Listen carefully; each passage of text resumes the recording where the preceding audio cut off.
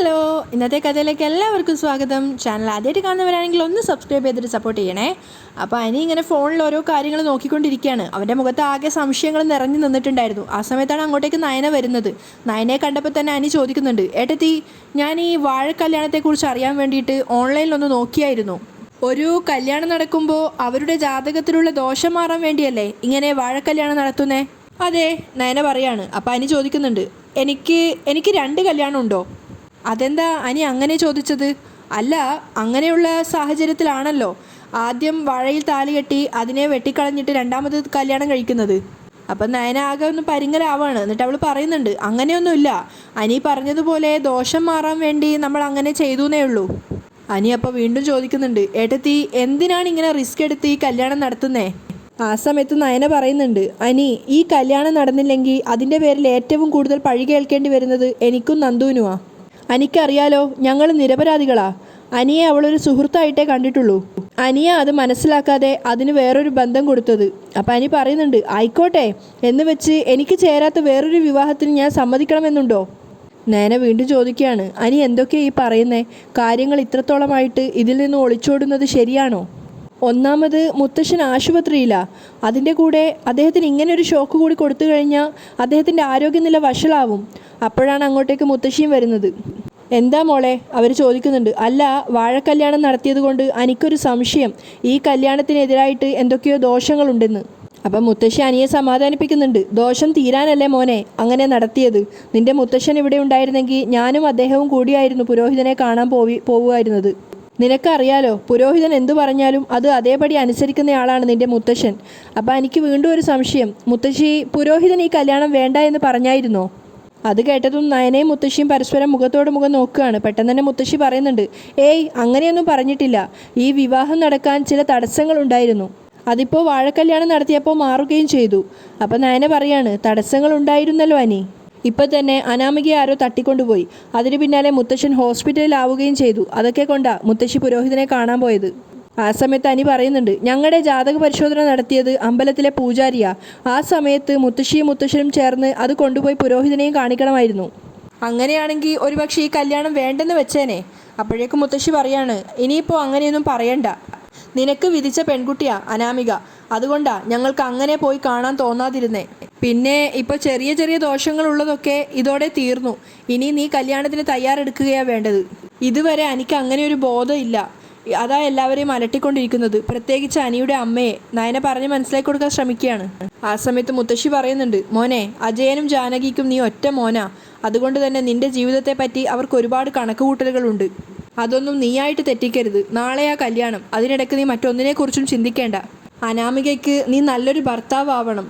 നയനയും ആദർശും ഈ വീടിന് നല്ലൊരു മാതൃകയാവുന്നത് പോലെ നിങ്ങൾ രണ്ടുപേരും മാതൃകാപരമായിട്ട് വേണം ജീവിക്കാൻ.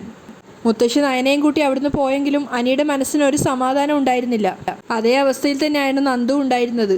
അനി അങ്ങോട്ടേക്ക് പോകുമ്പോൾ നന്ദു ഇങ്ങനെ വിഷമത്തോടെ നടക്കുന്നതാണ് കാണുന്നത്. അവളുടെ അരികിലേക്ക് പോയിട്ട് അനി ചോദിക്കുന്നുണ്ട്, നന്ദു, എന്താ അന്ന് വന്നിട്ട് പോകുമ്പോൾ ആരോടും പറയാതെ പോയത്? ആ സമയത്ത് നന്ദു പറയുന്നുണ്ട്, അനി എന്നോട് അധികമൊന്നും സംസാരിക്കാൻ വരരുത്. ഇപ്പോൾ അനിയുടെ അമ്മയ്ക്കും എന്തൊക്കെയോ സംശയങ്ങളുണ്ട്. എൻ്റെ നിലപാട് ഞാൻ അനിയോട് പറഞ്ഞു കഴിഞ്ഞതാ. ഞാൻ നല്ലൊരു സുഹൃത്തായിട്ട് അനിയെ കാണുന്നത്. എന്നിട്ടും എൻ്റെ പിന്നാലെ വരുന്നത് വല്ലാത്തൊരു കഷ്ടാ. അയ്യോ, ഞാൻ അതേപ്പറ്റി പറയാനൊന്നുമല്ല ഇപ്പോൾ ഇങ്ങോട്ടേക്ക് വന്നത്. എനിക്ക് 2 കല്യാണമുണ്ട്. അതുകൊണ്ടാണ് ഇപ്പോൾ വാഴക്കല്യാണം നടത്തിയത്. അപ്പം നന്ദു ചോദിക്കുന്നുണ്ട്, അങ്ങനെ നടത്തി കഴിഞ്ഞാൽ പിന്നെ 2 കല്യാണം ഉണ്ടാവില്ലേ? അപ്പം അനി പറയാണ്, എനിക്കങ്ങനെ തോന്നുന്നില്ല. അപ്പോഴും അനി അസ്വസ്ഥനാണ്. ഈ എന്ത് കണ്ടിട്ട് അനാമിക എൻ്റെ തലയിൽ കെട്ടിവെക്കുന്നതെന്ന് മനസ്സിലാവുന്നില്ല. അവളെ ഗുണ്ടകൾ തട്ടിക്കൊണ്ടുപോയി. അതിൻ്റെ കാരണം എന്താണെന്ന് പോലും ഇവിടെ ആരും അന്വേഷിച്ചിട്ടില്ല. ആ സമയത്ത് നന്ദു പറയുന്നുണ്ട്, നാളെ അനിയുടെ കല്യാണമാ. ആ സമയത്ത് ബന്ധം നന്നായിട്ട് പോണേ എന്ന് പ്രാർത്ഥിച്ചുകൊണ്ട് അനാമികയെ ഇങ്ങോട്ടേക്ക് കൂട്ടിക്കൊണ്ട് വരികയാണ് വേണ്ടത്.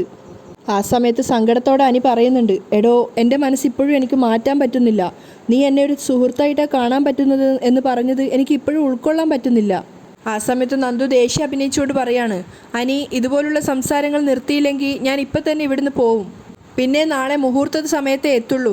അറിയാലോ, എല്ലാ കാര്യത്തിലും നയനേച്ചി എന്നെ അനുകൂലിക്കുന്നതാ. ഇവിടെ എൻ്റെ ചേച്ചിമാർക്കും അമ്മയ്ക്കും ഒന്നും ഒരിക്കലും ഇഷ്ടമല്ലാത്തൊരു ബന്ധാ. അത് ഞാൻ ഒരിക്കലും ചെയ്യില്ല. ഓ, അപ്പോൾ അവരാണോ നന്ദുവിനെ പിന്തിരിപ്പിക്കുന്നേ? അനി സംശയത്തോട് ചോദിക്കുകയാണ്. ഏയ്, ഒരിക്കലുമല്ല. നന്ദു ആകെ പതറുകയാണ്.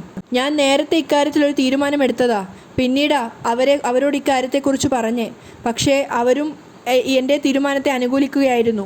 അപ്പോഴേക്കും അങ്ങോട്ടേക്ക് അവരുടെ സംസാരം കേട്ടുകൊണ്ടാണ് ജാനകി വരുന്നത്. അപ്പോൾ പെട്ടെന്ന് നന്ദുവാണ് അനിയുടെ അമ്മയെ കാണുന്നത്. അവൾ ശബ്ദം താഴ്ത്തി പറയുന്നുണ്ട്, ദേ അനിയുടെ അമ്മ വരുന്നു. അപ്പോഴേക്കും ജാനകി ദേഷ്യത്തോടെ വന്നിട്ട് ചോദിക്കുന്നുണ്ട്, നിനക്കെന്താടാ ഇവളുടെ അടുത്ത് കാര്യം? അപ്പം അനി പറയാണ്, അല്ല അത് പിന്നെ നന്ദുവിനെ കണ്ടപ്പോൾ വിശേഷങ്ങളൊക്കെ ചോദിക്കുകയായിരുന്നു. അങ്ങോട്ടേക്കാണ് നവ്യം വരുന്നത്. നിനക്ക് നാളെ കല്യാണമായിട്ട് വേറെ പണിയൊന്നുമില്ലേ? അനിയോട് അവർ തട്ടിക്കയറുകയാണ്. അതൊക്കെ കാണുന്ന സമയത്ത് നവ്യയ്ക്ക് സംശയം തോന്നുന്നുണ്ട്. മാത്രമല്ല നന്ദുവിനോട് കുറച്ച് ഹാർഷായിട്ടാണ് ജാനകി സംസാരിക്കുന്നത്. ഞാൻ പറഞ്ഞിട്ടില്ലേ നിന്നോട് ഇവൻ നിൻ്റെ അടുത്തേക്ക് സംസാരിക്കാൻ വരികയാണെങ്കിൽ മുഖം തിരിച്ച് പോകണമെന്ന്? നിങ്ങൾ തമ്മിൽ സംസാരിക്കുന്നത് എനിക്കിഷ്ടമല്ല. നന്ദുവിനോട് അറുത്ത് മുറിച്ച് പറയാണ് ജാനകി. ആ സമയത്ത് എനിക്കൊന്നും മനസ്സിലാവുന്നില്ല. അവൻ ചോദിക്കുന്നുണ്ട്, അതിൻ്റെ കാരണം എന്താണെന്ന് നമ്മൾ പറഞ്ഞില്ലല്ലോ. കാരണം എന്താണെന്ന് രണ്ടാൾക്കും അറിയാം. എന്നിട്ട് നന്ദുവിനോട് പറയുന്നുണ്ട്, നാളെ കല്യാണമായിട്ട് കൂടി നീ ഇവനെ വിടത്തില്ല അല്ലേ? അയ്യോ ഞാനൊന്നും ചെയ്തില്ല നന്ദു പറയുന്നുണ്ട്. അവൾ പറഞ്ഞത് ശരിയാ അമ്മേ. നന്ദു ഇവിടെ നിന്ന സമയത്ത് ഞാൻ വന്ന് സംസാരിക്കുകയായിരുന്നു. അനി അവളുടെ രക്ഷയ്ക്കെത്തുകയാണ്. അങ്ങനെ സംസാരിക്കാൻ വരുമ്പോൾ ഇവൻ നിന്നോടൊന്നും സംസാരിക്കാത്ത രീതിയിൽ മുഖം മാറ്റി പൊയ്ക്കൊള്ളണം, ജാനകി ഹാർഷായിട്ടാണ് പറയുന്നത്. അതൊക്കെ കേൾക്കുന്ന സമയത്ത് നവ്യക്ക് നല്ല സംശയം തോന്നുന്നുണ്ടായിരുന്നു. അപ്പം ജാനകി നന്ദുവിനോട് പറയുന്നുണ്ട്, ഇവളോട് ഞാൻ പ്രത്യേകം പറഞ്ഞതാ കല്യാണ ദിവസം വന്നാൽ മതിയെന്ന്. പിന്നെ ഇന്ന് വരേണ്ട കാര്യം ഉണ്ടായിരുന്നോ?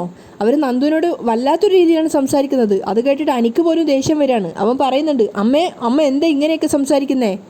നന്ദുവിന് 2 ചേച്ചിമാർ ഇവിടെയുണ്ട്, അമ്മയോ ഇവിടെയുണ്ട്. പിന്നെ നന്ദു ഇന്ന് ഇങ്ങോട്ടേക്ക് വരണ്ടേ? നന്ദു, അമ്മ പറയുന്ന കേട്ടിട്ട് നീ ഒരു കാരണവശാലും പോവരുത്. അത് മുത്തശ്ശനും മുത്തശ്ശിക്കൊക്കെ വലിയ വിഷമായിരിക്കും. ആ സമയത്ത് ജാനകിയും തട്ടിക്കയറുകയാണ്. ആർക്ക് വിഷമായാലും ശരി, ഞാൻ പറയാനുള്ളത് പറയും, നീ വാ എന്ന് പറഞ്ഞ് അനിയുടെ കയ്യിൽ അവർ കയറി പിടിക്കുകയാണ്. വാട ഇങ്ങോട്ട് വരാൻ എന്നും പറഞ്ഞുകൊണ്ട് അനിയൻ പിടിച്ച് വലിച്ചുകൊണ്ട് അവരങ്ങോട്ടേക്ക് പോകുന്നുണ്ട്. ആ സമയത്ത് നന്ദു പോലും അറിയാതെ അവൾ കരഞ്ഞു പോവുകയാണ്. അങ്ങോട്ടേക്ക് വന്നിട്ട് നവ്യ ചോദിക്കുന്നുണ്ട്, എന്താ മോളെ ഇതൊക്കെ? അവർ പറഞ്ഞത് ഞാൻ കേട്ടു. എന്തിനാ അവർ നിന്നോട് ചൂടായത്? അനിയോട് നീ സംസാരിച്ചാൽ എന്താ കുഴപ്പം? അപ്പം നന്ദു പറയുന്നുണ്ട്, അതേ പറ്റിയൊന്നും എന്നോട് ചോദിക്കരുത്. അവർക്കാർക്കും ഞാൻ ഇവിടെ വരുന്നത് ഇഷ്ടമല്ല. പിന്നെ എന്തിനാ എല്ലാവരും കൂടെ എന്നെ ഇങ്ങോട്ടേക്ക് കൂട്ടിക്കൊണ്ട് വരുന്നേ? ഞാൻ 1000 തവണ അച്ഛനോട് പറഞ്ഞതാ വരുന്നില്ല എന്ന്, എന്നിട്ടും സമ്മതിച്ചില്ല. നവ്യക്ക് കാര്യമൊന്നും മനസ്സിലായിട്ടില്ലെങ്കിലും എന്തോ ഒരു അപകടം ഉള്ളതായിട്ട് അവൾക്ക് തോന്നുകയാണ്. പിന്നെ അവൾ പറയുന്നുണ്ട്, നാളെ കല്യാണമല്ലേ മോളെ, അത് കഴിഞ്ഞിട്ട് ഇനി പോയാൽ മതി. പക്ഷേ അവരിങ്ങനെയൊക്കെ സംസാരിക്കാനുള്ള കാരണം എന്താ? അപ്പം നന്ദു പറയുന്നുണ്ട്, എനിക്ക് അതേപ്പറ്റി സംസാരിക്കാൻ താല്പര്യമില്ല ചേച്ചി. ദയവ് ചെയ്ത് എന്നോടൊന്നും ചോദിക്കരുത്. ശരി, എങ്കിൽ ചോദിക്കാൻ ഇവിടെ മറ്റു ചിലരുണ്ടല്ലോ, ഞാൻ അവരോട് ചോദിച്ചോളാം. നവ്യ നേരെ പോയത് നയനയുടെയും കനകയുടെ അടുത്തേക്കാണ്. അവർ ഓണത്തിനും അനിയുടെ കല്യാണത്തിനൊക്കെ കിട്ടിയ സാരിയൊക്കെ എടുത്ത് നോക്കുന്ന തിരക്കിലാണ്. അങ്ങോട്ടേക്ക് വന്നിട്ട് നവ്യ പറയുന്നുണ്ട്, നയനെ, നന്ദു ഒരു കാര്യമായിട്ട് എന്തോ സംഭവിച്ചിട്ടുണ്ടെന്ന് നമ്മളെല്ലാവരും ഉറപ്പിച്ചതാ. എന്നാൽ അതിൻ്റെ കാരണം ആരും പറഞ്ഞില്ല. അനിയും നന്ദുവായിട്ട് അടുപ്പമുണ്ടോ? അത് കേട്ടതും കനകയും നയനെ പരസ്പരം മുഖത്തോട് മുഖം നോക്കുകയാണ്. രണ്ടുപേരും ഒന്നും മിണ്ടാത്ത കേട്ടപ്പോൾ നവ്യക്ക് ഒന്നുകൂടെ ദേഷ്യം വരികയാണ്. എന്താ രണ്ടാളും ഒന്നും മിണ്ടാത്തേ? എന്തോ കാര്യമുണ്ടല്ലോ, അതുകൊണ്ടല്ലേ രണ്ടുപേരും പരസ്പരം നോക്കുന്നേ? ഒന്നുമില്ല ചേച്ചി, നയന പറയാൻ നോക്കുകയാണ്. അപ്പോഴേക്കും നവ്യ പറയുന്നുണ്ട്, നയനെ, നന്ദുവിനോട് ഇപ്പോൾ ജാനകി അമ്മായി സംസാരിക്കുന്നത് കേട്ടിട്ടാണ് ഞാൻ വരുന്നേ. അവരുടെ സംസാരം എനിക്കത്ര പന്തിയായിട്ട് തോന്നിയില്ല. ഇതിനു മുമ്പൊക്കെ അവർക്ക് നമ്മളോട് വലിയ ഇഷ്ടമായിരുന്നല്ലോ, പ്രത്യേകിച്ച് നിന്നോട്. എന്നാൽ ഈ അടുത്തായിട്ട് നിന്നോട് പോലും അവരെന്തോ ഒരു മോശമായിട്ട് പെരുമാറുന്നത് പോലെയാണ് എനിക്ക് തോന്നാറ്. നിന്നെപ്പോലും ഇപ്പോൾ അവർ ശത്രുവായിട്ടാണ് കാണുന്നത്. നന്ദു നേരത്തെ ഇവിടെ വന്നിട്ട് പിണങ്ങിപ്പോയതുപോലും അനിയുടെ അമ്മ കാരണമാണോ എന്ന് എനിക്ക് സംശയമുണ്ട്. അപ്പോൾ കനക പറയുന്നുണ്ട്, നവ്യ മോളെ നീ അതൊക്കെ കളയേ. അങ്ങനെ കളയാൻ എനിക്ക് പറ്റില്ല. നവ്യ ദേഷ്യത്തോടെ പറയാണ്. നിങ്ങൾക്കൊക്കെ സത്യം അറിയാമെങ്കിൽ അത് പറഞ്ഞു തന്നൂടെ? ഇനിയിപ്പോൾ ഞാൻ അനിയുടെ അമ്മയോട് തന്നെ പോയിട്ട് ചോദിക്കും നന്ദുവിനെ കുറ്റപ്പെടുത്തുന്നത് എന്തിനാന്ന്. അപ്പോഴേക്കും നയന പറഞ്ഞു കൊടുക്കുകയാണ്, ചേച്ചി നമ്മുടെ നന്ദുവിനൊരു അബദ്ധം പറ്റി, ഇനി അത് സമ്മതിക്കാം എന്ന് വെച്ച് അതിനി ആരോടും പറഞ്ഞു നടക്കല്ലേ. എടി, എൻ്റെ ആ സ്വഭാവമൊക്കെ ഞാൻ മാറ്റിയല്ലോ, പിന്നെ നിനക്ക് എന്നോട് പറഞ്ഞാലെന്താ? നമ്മൾ വിചാരിച്ചത് നന്ദുവും അനിയും നല്ല സുഹൃത്തുക്കളാണെന്നല്ലേ, എന്നാൽ അതിനും അപ്പുറം അവരടുത്തു. അത് കേട്ടതും ശരിക്കും നവ്യ തന്നെ ഞെട്ടിപ്പോവാണ്. അപ്പം നയന പറഞ്ഞു കൊടുക്കുന്നുണ്ട്, നന്ദുവിൻ്റെ സ്വഭാവം ചേച്ചിക്ക് അറിയാലോ. അങ്ങനെ ഒരു ആൺകുട്ടികളെയും അവൾ അങ്ങനെ പെട്ടെന്ന് മനസ്സിലേക്ക് വലിച്ചു കയറ്റുന്നവളല്ല. പക്ഷേ ഇവിടെ എങ്ങനെയോ അനിയെ അവൾ ഇഷ്ടപ്പെട്ടു പോയി. പിന്നെ തിരിച്ചും അവർ പരിധി വിട്ടു. അനി ഒരു തരത്തിലും നന്ദുവിനെ വിട്ടുകളയില്ലെന്നറിഞ്ഞപ്പോൾ ഞാനും നന്ദുവും ചേർന്ന് ഒരു നാടകം കളിച്ചു. ഞാൻ നന്ദുവിനെ പറഞ്ഞു തിരുത്തി. അതിനുശേഷം നന്ദു അനിയുമായിട്ട് കൂടുതൽ അടുപ്പമൊന്നും കാണിച്ചിട്ടില്ല. അനിയൊരു നല്ല സുഹൃത്താണെന്നാ ഇപ്പോൾ അനിയെ അവൾ ധരിപ്പിച്ചിരിക്കുന്നത്. അപ്പം നവ്യ ചോദിക്കുന്നുണ്ട്, അവർ പ്രേമിച്ച് നടന്നായിരുന്നോ? ഏയ്, അങ്ങനെയൊന്നും നടന്നിട്ടില്ല. നന്ദുവിൻ്റെ മനസ്സെന്താണെന്ന് അവൾ കൃത്യമായിട്ട് അനിയെ അറിയിച്ചിരുന്നില്ല. എങ്കിലും അവളുടെ സംസാരവും പ്രവൃത്തിയും കാരണം അനി അത് മനസ്സിലാക്കിയിരുന്നു. ആ സമയത്ത് കനക പറയുന്നുണ്ട്, മോളെ, പരസ്പരം സ്നേഹിക്കുന്നവരെ തമ്മിൽ പിരിക്കാൻ പാടില്ലെന്നാ പറയാറ്. പക്ഷേ നിങ്ങളുടെ ജീവിതം പോലും ഇവിടെ സുരക്ഷിതമല്ല. പിന്നെ നന്ദുവിനെ കൂടി ഇങ്ങോട്ടേക്ക് കൊണ്ടുവരണമെന്ന് ഞങ്ങൾ പറയണോ മോളെ? അപ്പം നവ്യം പറയുന്നുണ്ട്, ഒരിക്കലും പറയരുത്. ഇവൾക്ക് കിട്ടിയത് നല്ലൊരു ഭർത്താവിനെയാ, പക്ഷേ എൻ്റെ ജീവിതം ഇപ്പോഴും അങ്ങോട്ടോ ഇങ്ങോട്ടോ എന്ന് പറഞ്ഞു നിൽക്കുക. അനി ആദർശേട്ടനെ പോലെ നല്ലവനാ, പക്ഷേ നന്ദു ഈ വീട്ടിൻ്റെ മരുമകളായിട്ട് വരുന്നു എന്നറിഞ്ഞാൽ ഇവിടെ ആരും അത് സപ്പോർട്ട് ചെയ്യില്ല. അബിയുടെ മുത്തശ്ശനും മുത്തശ്ശിയും പോലും. അപ്പം നയനെ സങ്കടത്തോടെ പറയാണ്, ഇപ്പോൾ തന്നെ ഇളയമ്മ എല്ലാം അറിഞ്ഞിട്ടുണ്ട്, അതിൻ്റെ ദേഷ്യ അവരീ കാണിക്കുന്നത്. നന്ദു അനിയോട് ആങ്ങളെയായിട്ടാണ് കാണുന്നതെന്ന് പറഞ്ഞെങ്കിലും അവൾക്ക് ഇപ്പോഴും നല്ല വിഷമമുണ്ടല്ലോ, നവ്യ ചോദിക്കുകയാണ്. അത് പിന്നെ കാണാതിരിക്കുമോ? ആദ്യമായിട്ട് അവളുടെ മനസ്സിൽ കയറിയ ആളാ അനി. അതുകൊണ്ട് അവനെ ഇനി മനസ്സിൽ നിന്ന് എടുത്തു കളയാൻ കുറച്ച് ബുദ്ധിമുട്ടായിരിക്കും. അപ്പോഴേക്കും നന്ദു അങ്ങോട്ടേക്ക് വരികയാണ്. വേഗം നവ്യ നയനെ വിലക്കുന്നുണ്ട്, സംസാരിക്കരുതെന്ന്. അതിനുശേഷം അവളെ വേഗം പോയി കെട്ടിപ്പിടിച്ചിട്ട് പറയുന്നുണ്ട്, ഞാൻ ഇപ്പോഴാണ് മോളെ എല്ലാം അറിഞ്ഞത്. ഇങ്ങനെ കരഞ്ഞ മുഖമായിട്ട് നിന്നെ ഞങ്ങൾ ആരും കണ്ടിട്ടില്ല. പക്ഷേ ഈ അടുത്ത ദിവസങ്ങളായിട്ട് എന്നും ഇത് തന്നെയാണ് കാണുന്നത്. അപ്പം സങ്കടത്തോടെ കനകയും പറയുന്നുണ്ട്, ഒന്നും പുറത്ത് കാട്ടരുതെന്ന് ഞങ്ങൾ പറഞ്ഞതല്ലേ നന്ദൂട്ടാ. ആ സമയത്ത് നന്ദുവിന് വേണ്ടിയിട്ട് നവ്യ സംസാരിക്കുകയാണ്. പുറത്ത് കാട്ടരുതെന്ന് പറഞ്ഞാൽ നമ്മുടെ മനസ്സും മുഖവും ഒക്കെ നമ്മുടെ കയ്യിലല്ലല്ലോ അമ്മേ. അതിനുശേഷം വീണ്ടും അവൾ നന്ദുവിനെ സമാധാനിപ്പിക്കുന്നുണ്ട്. സാരയില്ല മോളെ, ഞങ്ങളുടെ ജീവിതം നിനക്കറിയാലോ. അനന്തപുരിയിലെ മരുമക്കളാണെന്ന് പുറത്തിറങ്ങുമ്പോൾ മേനി പറഞ്ഞ് നടക്കാം, അല്ലാതെ അതിനപ്പുറം ഞങ്ങൾക്കൊരു സമാധാനപരമായിട്ടുള്ള ജീവിതം കിട്ടിയിട്ടില്ല. ഇവളുടെ കാര്യം ഇപ്പം എന്താണെന്ന് എനിക്കറിയില്ല, നയനെ കാണിച്ചുകൊണ്ടാണ് പറയുന്നത്. പക്ഷേ ഞാൻ ആകെ തകർന്നാണ് നടക്കുന്നത്. ഒരു സമയത്ത് കോടീശ്വരനെ കല്യാണം കഴിക്കണമെന്ന് ആഗ്രഹിച്ചിരുന്നു. എന്നാൽ ആഗ്രഹം പൂർണ്ണമായും തെറ്റാണെന്ന് അംഗീകരിക്കുന്നവരാ ഞാനും അമ്മയും ഒക്കെ. നമ്മൾ അർഹിക്കുന്നത് നമ്മൾ കൊതിക്കാവൂ മോളെ. അത് ഞാൻ മനസ്സിലാക്കിയതാ. നിന്റെ മുന്നിലും കൂടെ വെച്ചിട്ടാ ആദർശേട്ടൻ്റെ അമ്മ പലതവണ പറഞ്ഞിട്ടുള്ളത്, അനാമികയ ഈ വീട്ടിലെ ആദ്യത്തെ മരുമോളെന്ന്. നന്ദു കരഞ്ഞുകൊണ്ടേയിരിക്കുകയാണ്. അവളുടെ കണ്ണീര് തുടച്ചുകൊണ്ട് നവ്യ പറയുന്നുണ്ട്, എന്ന് വെച്ചാൽ ഞങ്ങൾ ഈ വീട്ടിലെ വെറും വേലക്കാരികളാണെന്ന്. അതിനിടയിലേക്ക് നീ കൂടി കടന്നു വന്നാൽ നീ വല്ലാതെ ബുദ്ധിമുട്ടും മോളെ. ആ സമയത്ത് നയന പറയുന്നുണ്ട്, പരസ്പരം കലഹിക്കാനല്ലല്ലോ മോളെ കല്യാണം കഴിക്കുന്നേ. എന്നും സന്തോഷം കിട്ടില്ലായിരിക്കും, എങ്കിലും ഇടയ്ക്കെങ്കിലും സന്തോഷവും സുഖവും കിട്ടണ്ടേ. അതില്ലെങ്കിൽ പിന്നെ ആ ജീവിതവും മരണവും തമ്മിൽ എന്ത് വ്യത്യാസമാണ് ഉള്ളത്?